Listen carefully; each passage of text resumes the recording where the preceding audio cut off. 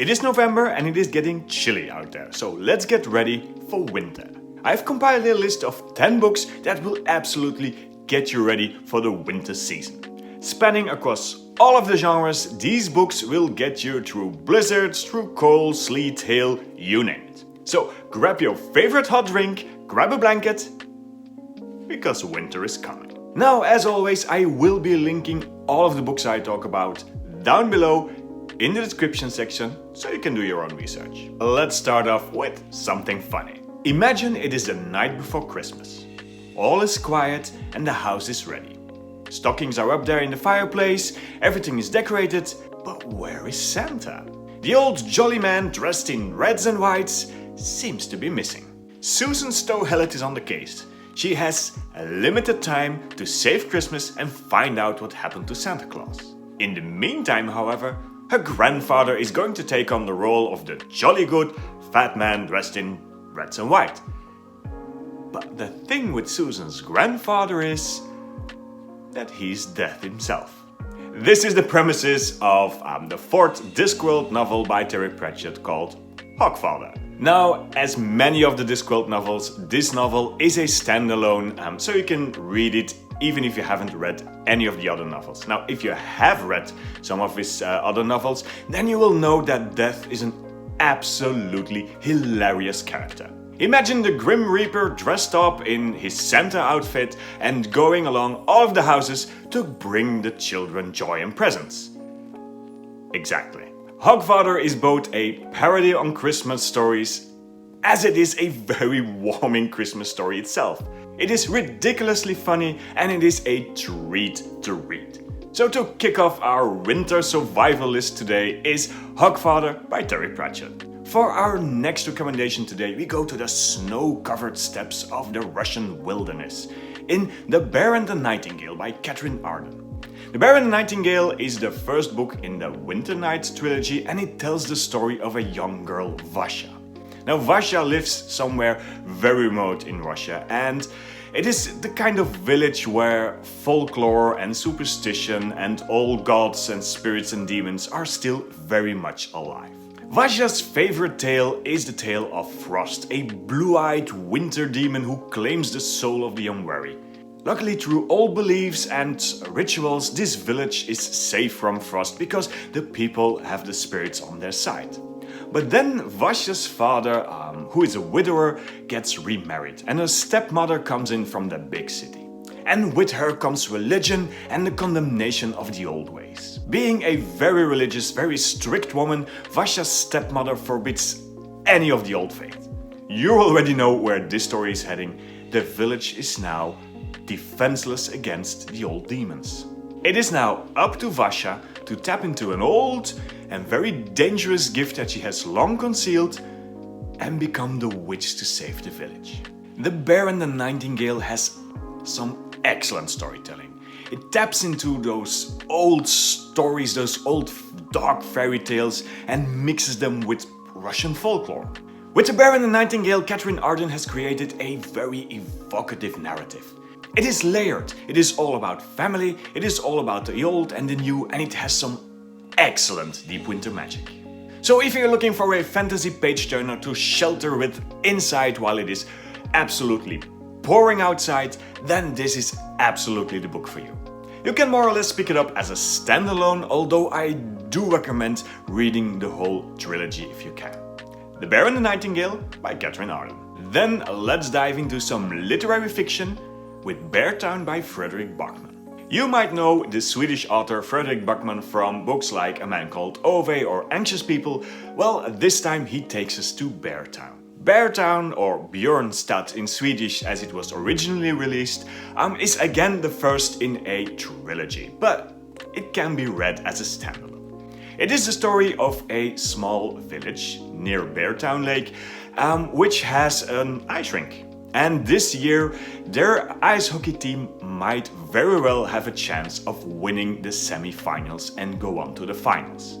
Now, this puts enormous pressure on the entire village. Not just the youths that have to compete in the ice hockey game, but the entire community feels the stress and the burden that is placed upon their shoulders. Now during Match Day, all hell breaks loose. Violence erupts and people are left traumatized. And this is where the story actually begins. It is a story about friendship, about loyalty, about commitment, and about how we end up hurting the ones we actually love. When I first read Beartown, I was a bit shocked. I knew Backman from books like A Man Called Ivey, which is uplifting, hopeful, a soft read. Beartown is not.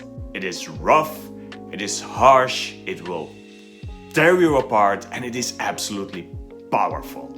So don't go in expecting another A Man Called Ivey, because it is absolutely not. It does, however, tell a very interesting and very realistic story. Nestled up somewhere in the wintry mountains amidst the snow, a small community does hold its secrets very well, and Beartown is an excellent example of that.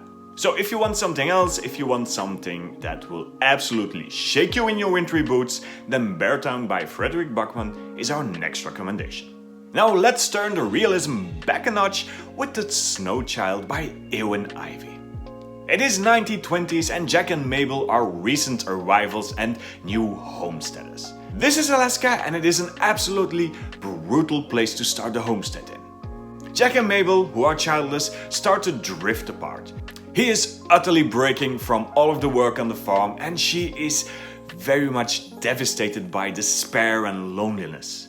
When the first snow starts to fall, they build a child out of snow, like a miniature snowman.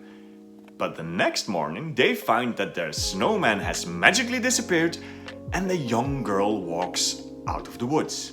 Now this girl, who calls herself Fina, is a veritable child of the woods. She hunts with foxes, she can move through snow like no one else, and she is apparently able to survive in these very harsh conditions. Now Jack and Mabel absolutely love this little girl and adopt her as their own daughter. They know, however, in the back of their mind that this is almost like a fairy tale and too good to be true. And the things that they will find out about Fina, well, I'm not going to spoil what happens. I can't tell you much more about the book because that would be spoiling things. Just know that this isn't a fairy tale. It is a harsh story about survival. Survival from being poor, survival from the harsh conditions, and survival from the loneliness and the separation that these characters experience. It is a very beautifully told story with very interesting characters that you will come to love. This is a very emotional book. This is a book to read under a blanket and possibly have a cry. Don't let this deter you though. This is absolutely a great book to pick up and spend an afternoon or two with. So for a touch of wintry magical realism, I would recommend The Snow Child by Eowyn Ivey. And then we have to address some Christmas classics. And I know what you're thinking here. I'm going to recommend some ghost story by Dickens, except I'm not. I'm going for the Penguin Book of Christmas Stories instead. This is, for me at least, the best wintry selection of Christmas classics there is out there. These stories take you from Norway to Paris, from the UK to New York, and from Laos to Rio de Janeiro. This is Christmas all over the world. Some of the stories are surprising, others are magical, and some are even chilling.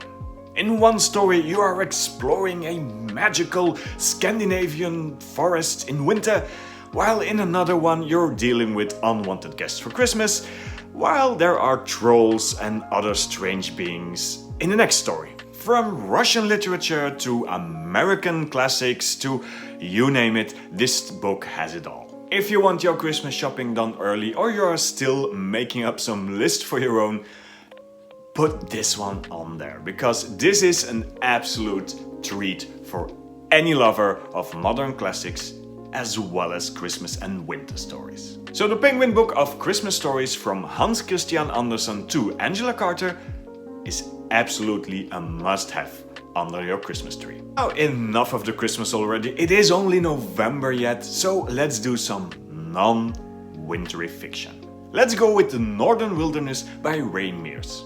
Now if you don't know Ray Mears, he is a British survival expert and television maker who is anything but his counterpart, Bear Grylls. He doesn't jump off cliffs or seems to be obsessed with drinking his OP.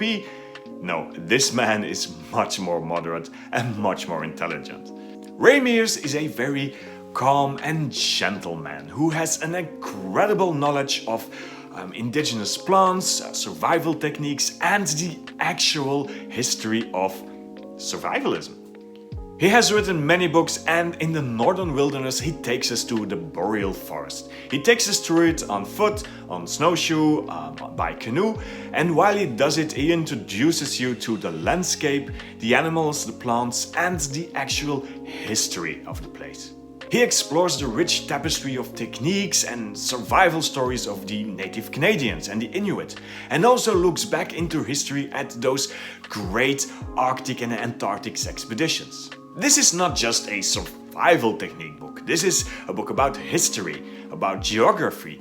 It is also a travel book. It is a beautifully illustrated tale of trekking through an ancient white wilderness.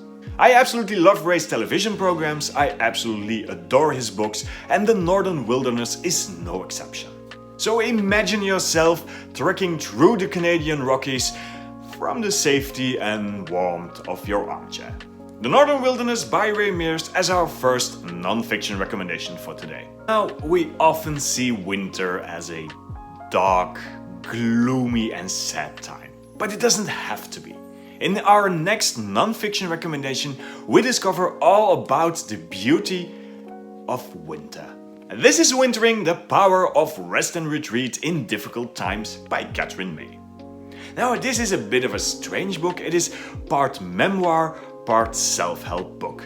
And I must say, these books don't always work for me. Now, I do love the idea of wintering, to just slow down with the season and learn to accept the lack of light, the sadness and the slower pace we go through. Allow the sadness in and use it to become a better person. And I must say, Katherine May does a great job in writing a beautiful tale.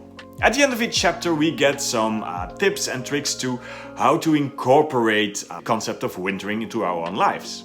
And while some of them are very useful, others do seem to come from a place of privilege. We don't all own a beautiful house by the sea, and we don't all have access to open water for ice dives. Yes, wintering is a beautiful concept, it's just not always practical to apply to your daily life. Still, I enjoyed this book. Its beautiful writing inspires you to just slow down, enjoy the moment, and actually think on the year that has passed and think on your life now things are getting a bit slower. Now, as a gardener, I am an absolute champion of hibernation and taking things slowly in winter, and this book helped me to give it some place and purpose. So if you're one of those many fans of self-help books or you want a decent memoir, then Wintering is the book for you. And then, since we're doing a lot of genres, I have to talk about contemporary romance. Now, I will honestly say I have not read the next book myself. As you know, I don't do romance, but I am assured by a lot of people in my book club that the next book is one of the best contemporary romance stories for the wintry season out there. And it is Lovelight Farms by B.K. Borison. Now, our main character Stella has her eye on a Christmas tree farm, a place that she was in love with since she was a child, but it is now derelict. It is infested by raccoons, shipments go missing, and everything goes wrong. She enters a competition with an Instagram famous influencer to win some extra publicity and a cash prize. And she markets the whole Christmas tree farm as a very romantic place to go for a get-together during winter, and to give it some more romantic pizzazz, she has sold the idea of her owning it with her boyfriend. Now here's the problem, she doesn't have a boyfriend. Now luckily there's her best friend Luca, who just happens to stop by for some hot chocolate. You know where this is going, this is a fake dating trope, but I'm told it is very, very good. I wanted to include some wintry romance, so here we go. Lovelight Farms by B.K. Borison, Although I will say, after having googled some of it, there is a lot to choose from. Winter is apparently prime romance season, forget beach reads, these are Christmas tree reads. And then let's do some graphic novels. Let's go with Mouse Guard 1152 Winter. Now, if you don't know the Mouse Guard series by David Petersen, it is a very adorable yet harsh story about these little fantasy mice who live in a almost medieval fantasy society. In an already harsh world, they have to survive enemies like weasels and owls and snakes. Like mice do. Luckily, they have the Mouse Guard. These mice serve as protectors, as scouts and as elite soldiers. While most mice prefer to stay deep in their burrows, the Mouse Guard goes out there into the dangerous territory and serves almost as the only ways of communication between the different mouse colonies. The Mouse Guard finds itself to be almost forced to traverse the snow-blanketed winter territories to deliver crucial medicines and improve the different relationships between colonies. Food needs to be shared and not everyone may have enough this winter. The Mouse Guard graphic novels are an excellent combination between cute little rodents and grimdark fantasy. These are not books for the faint of heart, and mice will be harmed during these stories. These novels have great and colorful artwork and are an absolutely joy to behold. From atmospherical world building to beautiful art to very interesting characters, these books have everything for the ideal sit down for an hour or two with a hot drink during a cold day. The stories themselves often remind me of books like Watership Down, and they can be absolutely emotional. And while I love these as an adult, these are also great gateways into the world of grimdark fantasy and graphic novel alike, especially for older children. So if you're looking for a great winter graphic novel to just spend a delightful afternoon with, then the Mouse Guard series and especially Mouse Guard Winter is a book that I absolutely recommend. David Petersen, the Mouse Guard series. And then, last but certainly not least, let's talk murder mystery. And yes, here I am going with the usual suspect, Agatha Christie. Now, the Queen of Mystery has a lot of winter tales that you can pick from. But again, I'm not going with Poirot's Christmas or any of the very well-known tales. Instead, I'm going for the all-new winter-themed collection of short stories by Agatha Christie called Midwinter Murder. Now, this is an essential omnibus when it comes to winter mystery murder. It has Poirot, it has Marple, but it has many other great stories as well. From deadly snowdrifts to poisoned Christmas meals to lethal gifts under a tree, this collection has it all. For me, Agatha Christie is not just the Queen of Mystery, she's also the Queen of Winter. And with this new collection, Midwinter Murder, she absolutely proves that. So if the idea of solving some murder mysteries from the comfort of your own armchair sounds like a great way to spend your time, then I absolutely recommend this wintry collection of Agatha Christie murder mysteries. These were 10 essential books to get you through the winter season. But now, I want to hear from you. What will you be reading this winter? Do you have a favorite winter book? Let me know down below in the comments and we'll talk wintry books some more. If you don't know what to comment, just comment the snowman, because, you know, winter. That's it for me for this week. Thank you so much for watching. Leave a like, leave a comment, and if you are looking for some more book recommendations, then you can always go here.